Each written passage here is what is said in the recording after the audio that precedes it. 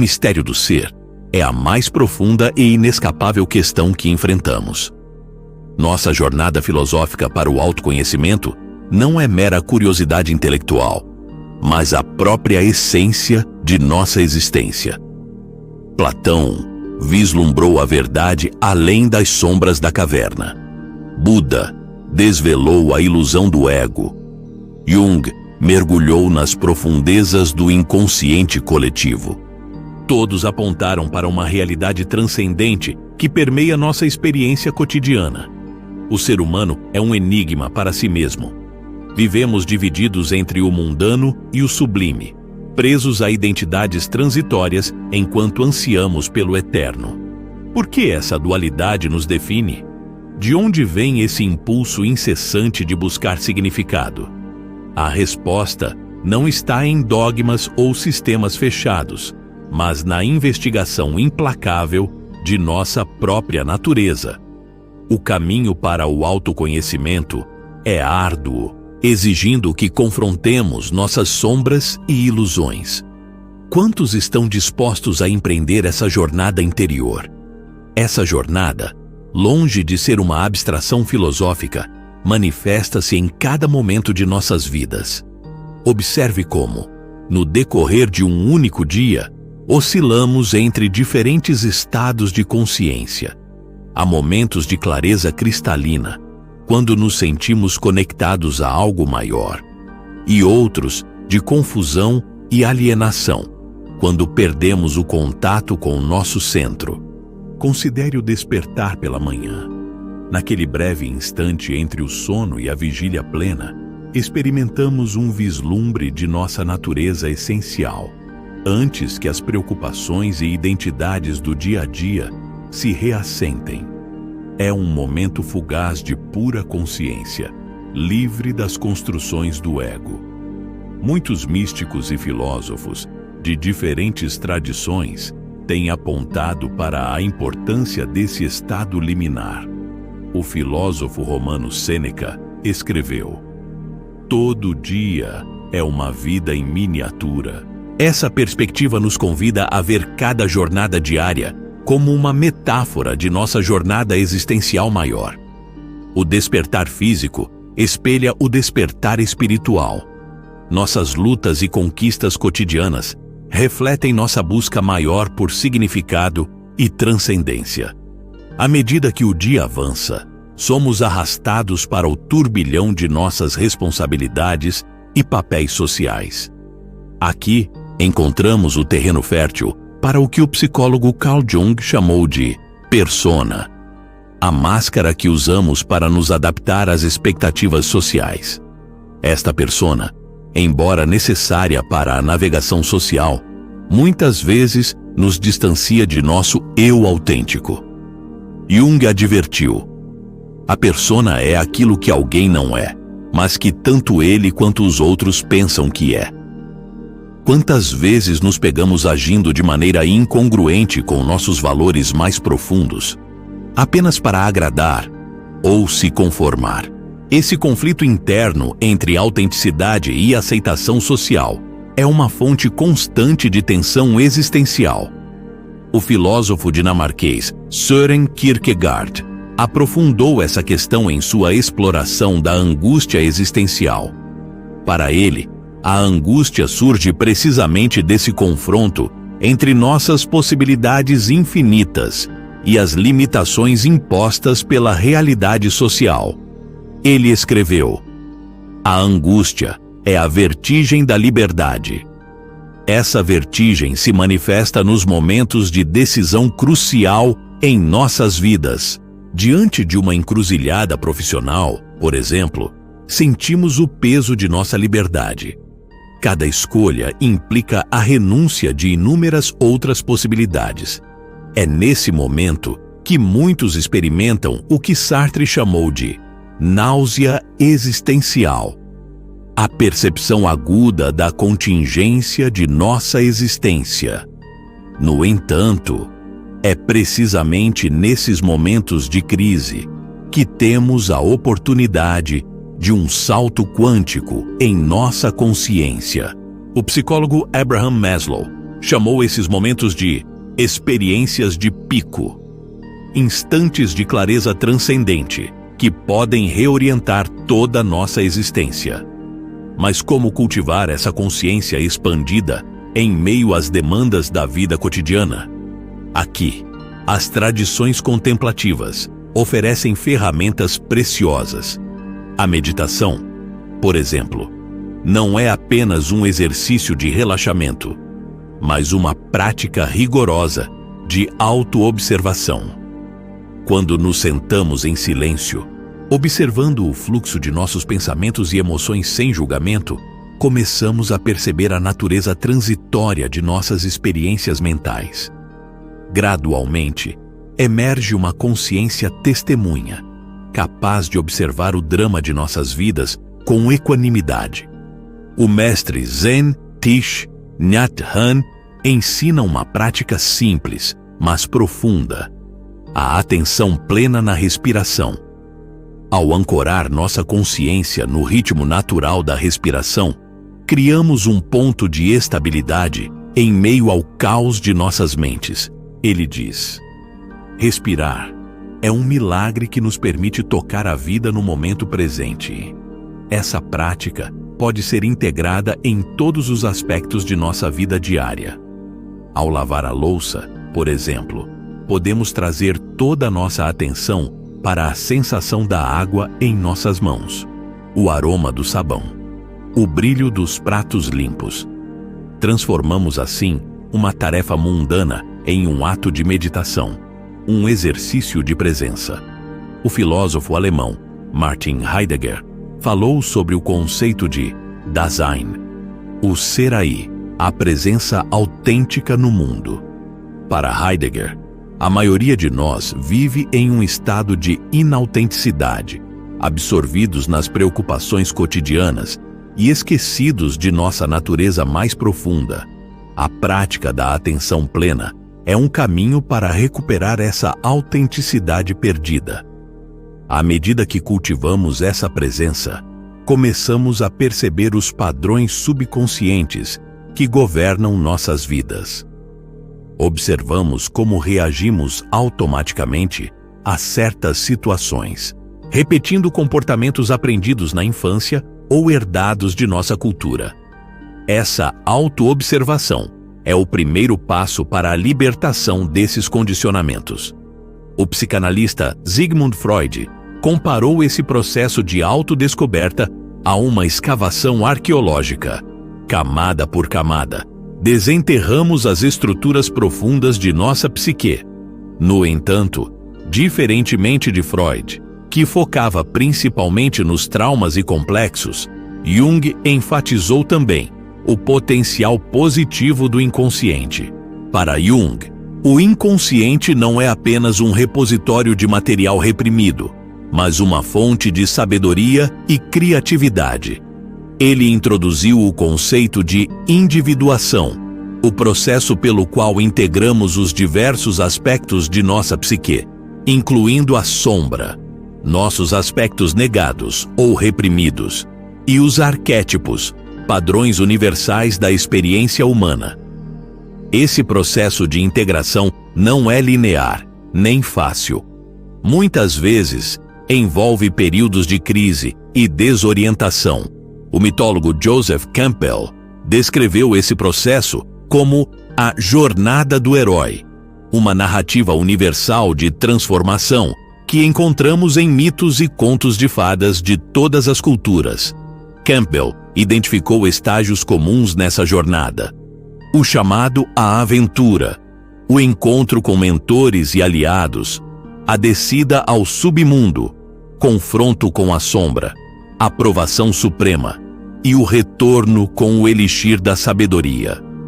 Esse padrão arquetípico pode ser visto não apenas em grandes narrativas épicas, mas também em nossas próprias vidas.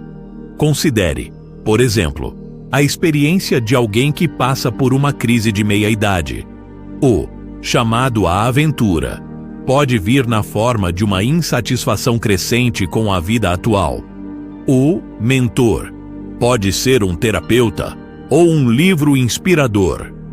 A descida ao submundo pode envolver o confronto com medos reprimidos ou desejos não realizados. A provação suprema pode ser a decisão de fazer uma mudança radical de vida, e o retorno é a integração dessa nova sabedoria na vida cotidiana.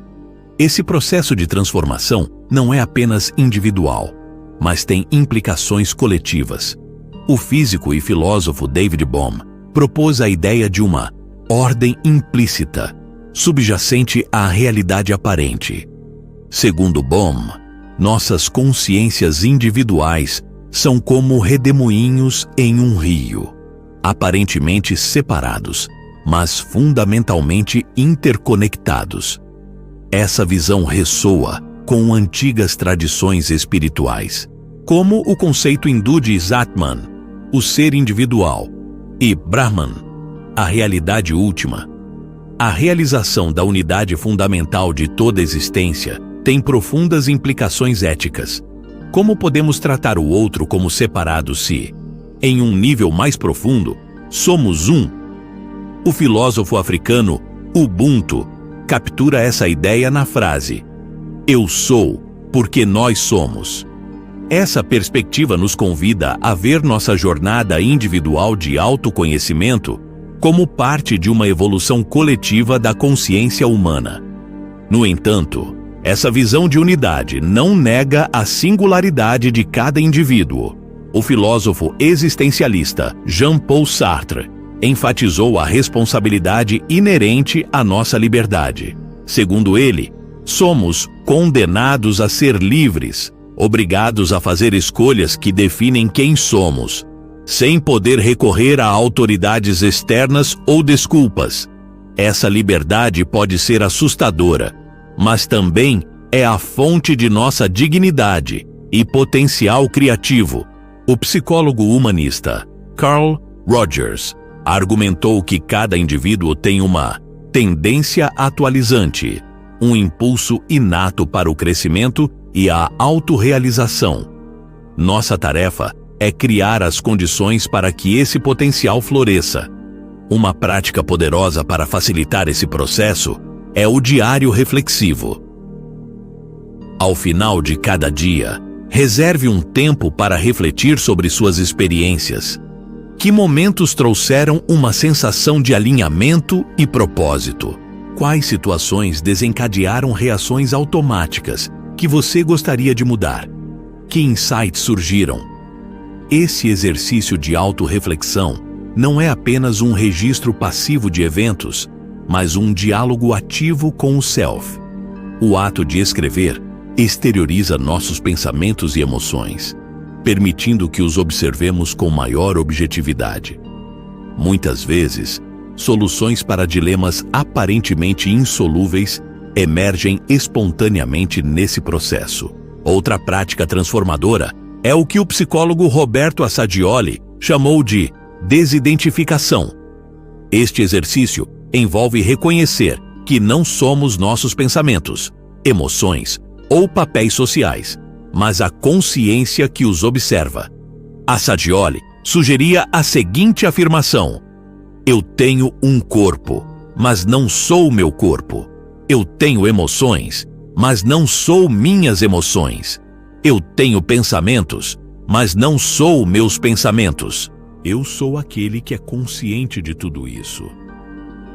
Essa prática nos ajuda a cultivar o que os budistas chamam de não apego, a capacidade de experimentar plenamente nossas experiências sem nos identificarmos completamente com elas. Isso cria um espaço de liberdade interior, permitindo respostas mais conscientes às situações da vida. O filósofo grego Epicteto disse: não são as coisas em si que nos perturbam, mas nossas opiniões sobre essas coisas. Ao praticar a desidentificação, começamos a perceber como nossas interpretações e julgamentos moldam nossa experiência da realidade. Isso nos dá o poder de escolher perspectivas mais construtivas e libertadoras. No entanto, é importante não confundir essa prática com uma negação ou supressão de nossas experiências emocionais.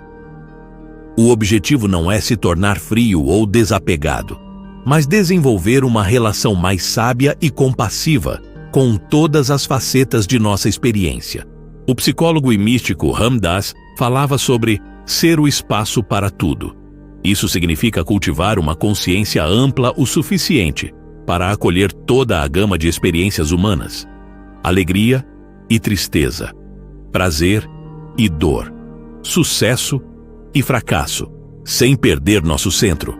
Essa capacidade de estar presente com todas as nossas experiências, sem nos identificarmos totalmente com elas, é a essência do que muitas tradições espirituais chamam de iluminação ou despertar.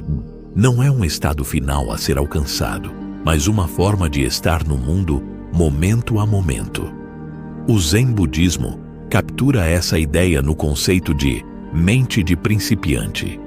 O mestre Zen Shunryu Suzuki escreveu: "Na mente do principiante há muitas possibilidades.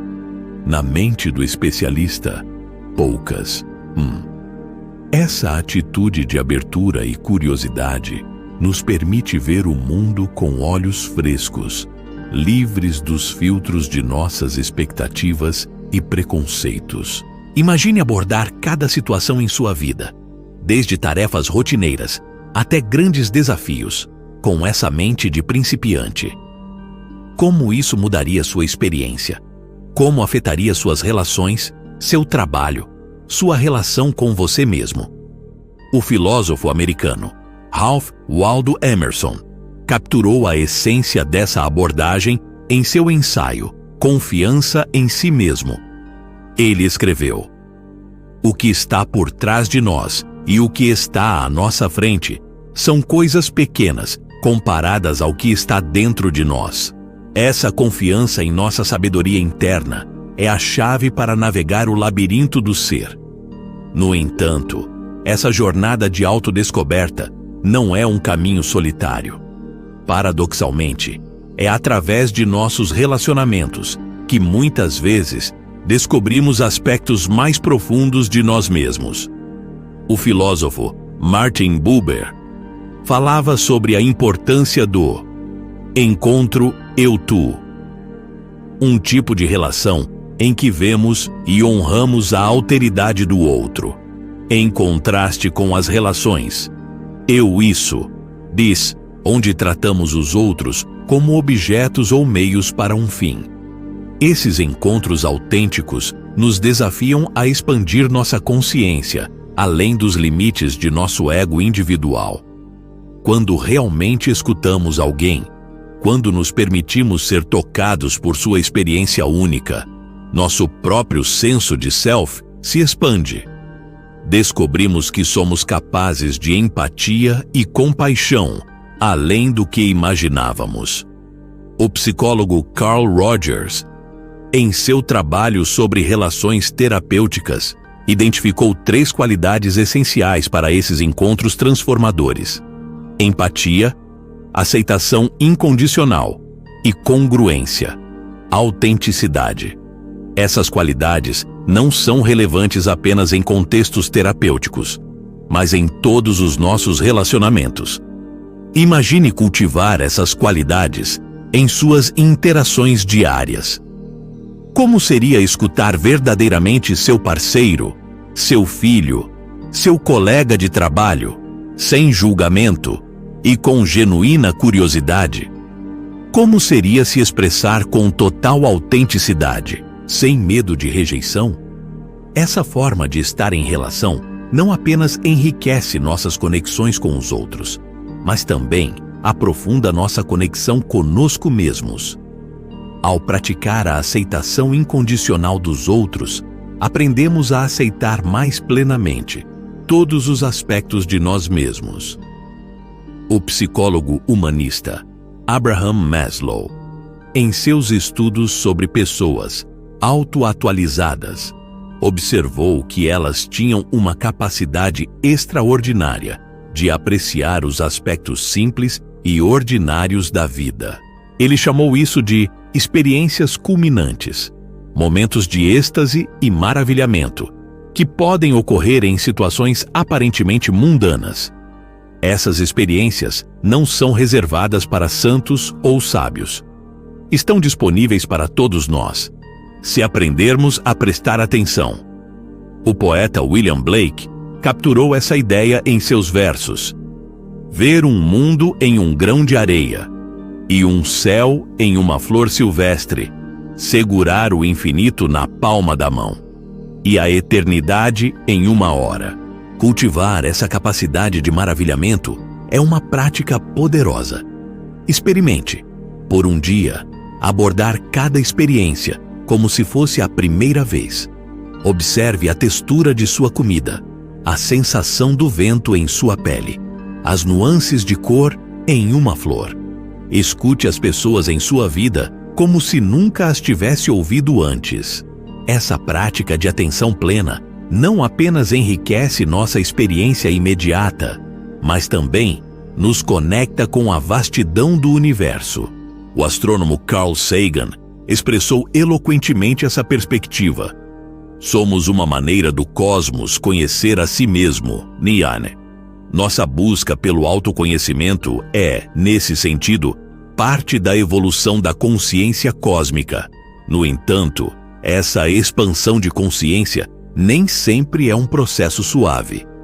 Muitas vezes, envolve períodos de crise e desorientação.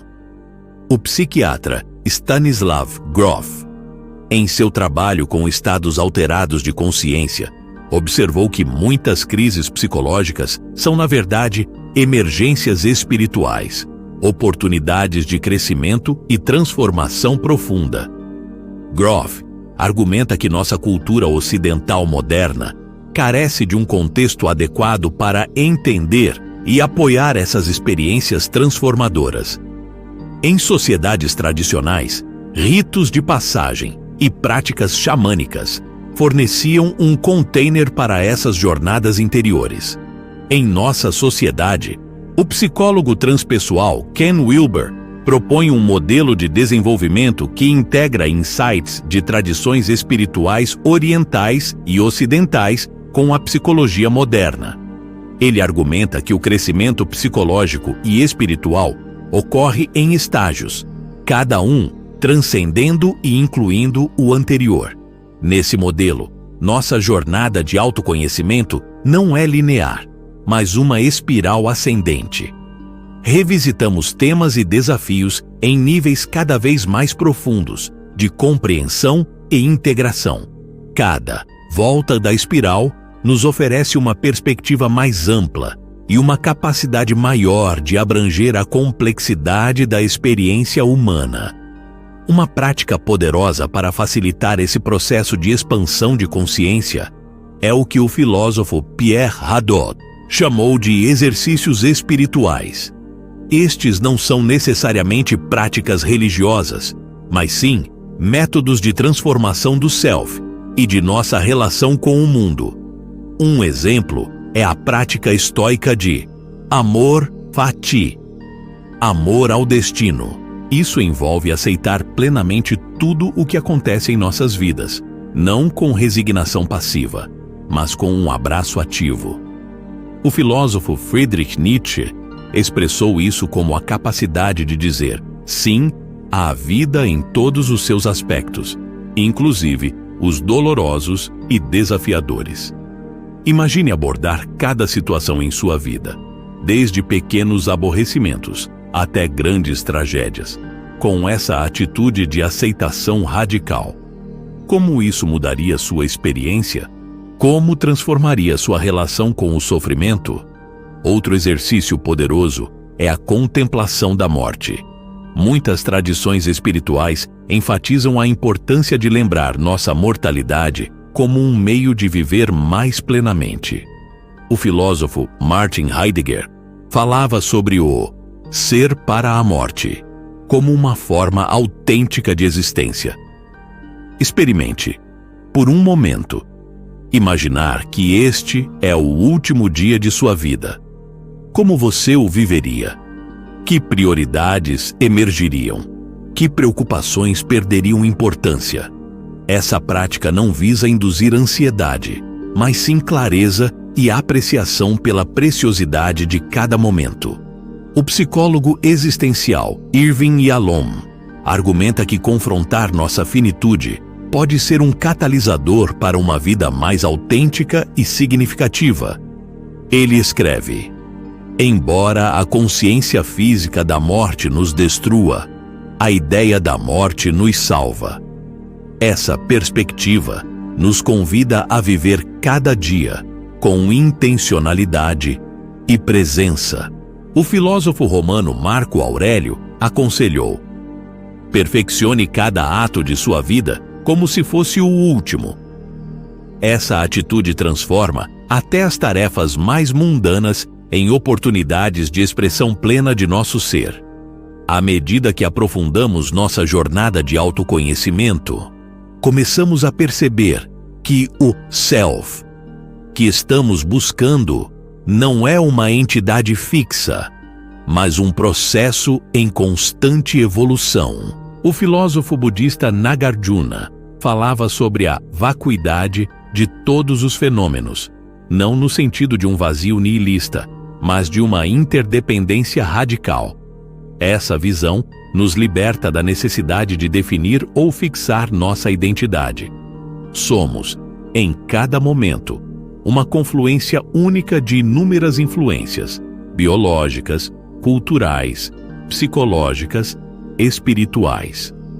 Nossa tarefa não é descobrir um eu verdadeiro, escondido, mas criar-nos continuamente através de nossas escolhas e ações. O existencialista Jean-Paul Sartre capturou essa ideia em sua famosa frase: a existência precede a essência. Não nascemos com uma natureza pré-determinada. Criamos quem somos através de nossas ações e decisões. Essa liberdade é tanto um fardo quanto um presente. Somos os autores de nossas próprias vidas. No entanto, essa liberdade não existe no vácuo. Somos sempre seres em relação, influenciados e influenciando o mundo ao nosso redor. A filósofa feminista Simone de Beauvoir enfatizou a importância de reconhecer nossa interdependência e as responsabilidades éticas que isso implica. Nessa perspectiva, o autoconhecimento não é um fim em si mesmo, mas um meio de nos tornarmos mais eficazes em nossa interação com o mundo. Quanto mais compreendemos nossas motivações, padrões e potenciais, mais capazes nos tornamos de fazer escolhas conscientes e contribuir positivamente para o mundo. O psicólogo humanista Abraham Maslow, em seus últimos escritos, falou sobre a autotranscendência como o pináculo do desenvolvimento humano. Isso envolve ir além da autorrealização individual para um senso de conexão e serviço a algo maior que nós mesmos. Essa visão ressoa com antigas tradições espirituais. O conceito budista de Bodhisattva, um ser que adia sua própria libertação para ajudar todos os seres sencientes, captura essa ideia de compaixão universal. No cristianismo, encontramos um ideal semelhante no conceito de HP, amor incondicional e autossacrificial. Como podemos incorporar esse ideal em nossas vidas cotidianas? Não precisamos ser santos ou mártires.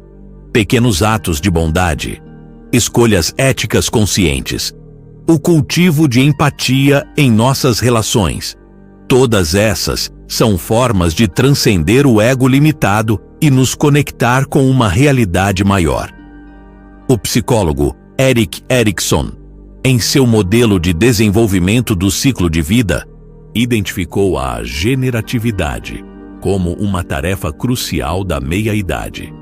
Isso envolve contribuir para o bem-estar das gerações futuras, seja através da criação de filhos, mentoria, trabalho criativo ou envolvimento comunitário. Essa perspectiva nos convida a ver nossas vidas não apenas em termos de realização pessoal, mas como parte de uma história maior. Que legado queremos deixar?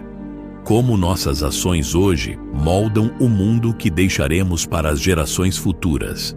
O ambientalista Joanna Macy fala sobre a necessidade de desenvolver uma consciência de tempo profundo, a capacidade de nos vermos como parte de uma linhagem que se estende para o passado distante e para o futuro longínquo. Essa perspectiva pode informar nossas escolhas diárias, desde nosso consumo até nosso envolvimento cívico. À medida que expandimos nossa consciência para abranger essas dimensões mais amplas de tempo e conexão, nosso senso de self se expande correspondentemente. Começamos a nos identificar não apenas com nosso ego individual, mas com a teia da vida como um todo. O ecologista profundo Arne Naess chamou isso de self ecológico, um senso de identidade que inclui não apenas nossa personalidade individual, mas todo o ecossistema do qual fazemos parte. Nessa visão, cuidar do planeta não é um dever externo, mas uma expressão natural de autointeresse iluminado. Essa expansão de identidade não precisa parar no nível planetário. O astrônomo Carl Sagan nos convidou a considerar nossa posição no cosmos. A contemplação do cosmos nos estimula, nos humilha, nos exalta, nos promove e, de uma forma ou de outra, nos transforma profundamente. Ver-nos como parte desse vasto universo em evolução pode ser uma experiência profundamente transformadora. Nossas preocupações cotidianas são colocadas em perspectiva e, ao mesmo tempo, cada momento de nossa existência ganha um significado cósmico. No entanto, essa visão expansiva não nos afasta de nossa experiência imediata. Pelo contrário, nos convida a uma apreciação mais profunda da vida em todas as suas manifestações. O poeta Walt Whitman capturou essa sensibilidade em seus versos. Creio que uma folha de grama não é menos que a jornada das estrelas. Assim, nossa jornada de autoconhecimento nos leva, paradoxalmente, além do self, limitado com o qual começamos. Descobrimos que somos, simultaneamente, infinitamente pequenos e imensamente vastos. Somos ondas individuais e o oceano inteiro. O místico cristão Meister Eckhart expressou essa realização paradoxal. O olho com o qual vejo Deus é o mesmo olho com o qual Deus me vê. Nessa visão, nossa busca pelo autoconhecimento é, em última análise, o universo conhecendo a si mesmo através de nós. Essa realização não é o fim da jornada, mas um novo começo. Com essa compreensão expandida, retornamos à nossa vida cotidiana com uma nova perspectiva. Cada interação, cada escolha, cada momento se torna uma oportunidade de manifestar essa sabedoria. O filósofo Pierre Teilhard de Chardin falou sobre a evolução caminhando para um ponto ômegas de complexidade e consciência crescentes. Nessa visão, nossa jornada individual de autoconhecimento é parte de uma evolução cósmica maior. Enquanto navegamos pelo labirinto do ser, lembremo-nos de que não estamos sozinhos. Cada ser humano está em sua própria jornada de autodescoberta. Ao reconhecermos isso, podemos cultivar compaixão por nós mesmos e pelos outros, sabendo que todos estamos fazendo o melhor que podemos com o nível de consciência que temos no momento. O místico Sufi Rumi nos lembra: você não é uma gota no oceano. Você é o oceano inteiro em uma gota. Que possamos viver nossas vidas com a profundidade e a vastidão que essa compreensão implica. Que sua jornada pelo labirinto do ser seja rica em descobertas, desafios e momentos de graça. Lembre-se sempre, o mistério que você busca é o próprio buscador. A jornada e o destino são um só. Ennett.